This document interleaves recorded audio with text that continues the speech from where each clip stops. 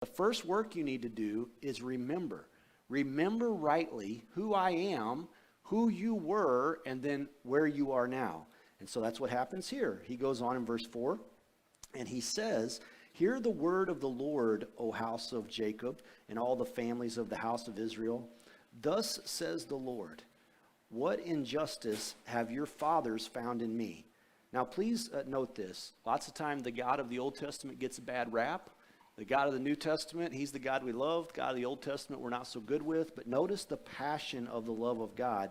He is brokenhearted that this people that he has invested in has left him. And he says, what injustice have your fathers found in me that they've gone so far from me? They've followed idols and they've become idolaters. He said, neither did they say, where is the Lord who brought us up out of Egypt, who led us through the wilderness, through a land of deserts and pits, through a land of drought and the shadow of death, through a land that no one crossed and where no one had dwelt. I brought you then bountifully into a beautiful country to eat its fruit and its goodness.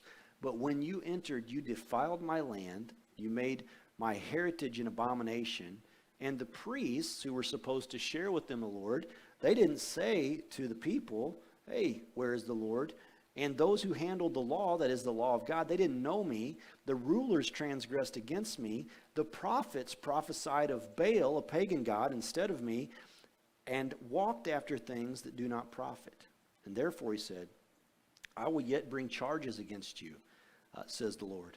And against your children's children I'll bring charges. For pass beyond the coast of Cyprus, which was as far west as they knew then, and sea, or send to Kedar, which was kind of as far east as they really knew then, and kind of the Arabian Peninsula, and consider diligently and see if there's been such a thing where a nation has changed its gods, which are not gods. But my people have changed their glory, capital G. They've changed their glory in for what does not profit. And be astonished, O heavens, at this, and be horribly afraid, and be very desolate, says the Lord. So he says, remember what I've done for you, which is, by the way, I brought you out of Egypt, I led you through the wilderness, and I brought you into a good land. I have taken care of you from the very beginning. And then he goes on to say, remember what you've done in response to my goodness.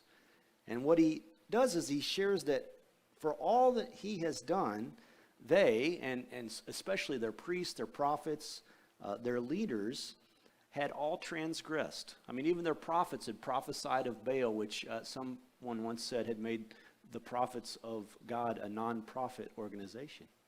The prophets. That's a really good one, but you guys didn't like it all that much. A little slow on the uptake this morning, but those are the things that, that's the spice of life right here, what we're dealing with in this message. So, look, you don't eat the garnish, you just look at it. Now, that said, what's going on is here in Judah, I want you to understand this, that the priests, the prophets, the leaders, they've all transgressed while regularly worshiping, and the people, and this is in the midst of King Josiah's reform. So 2 weeks ago I shared with you that King Josiah, the young king, starts this revival from the outside looking in, this reformation that sweeps the nation, and right now we're in year one of it. So it's on the upswing. And so in the cities, the idols are being put away, the witchcraft is being put away, everything's cleaning up. There's a godly administration governmentally, and yet while they were seeing all this happen in the cities, up in the high hills, we're going to see, up in the groves, they were still worshiping their pagan gods. They put them away on the surface, but they never put them away in their hearts. And so they traded in their God, their glory, capital G, for gods that do not profit. And it wasn't, and please get this about Jeremiah's time, it wasn't that they stopped worshiping altogether. They still, for the most part, attended worship. It's not that they excluded God from their lives. It's that they then included other gods into their worship in their lives. And gods always represent, gods with a little g, represent philosophies. So they corrupted and polluted the worship of the true and living God for these other gods and with these other gods and philosophies.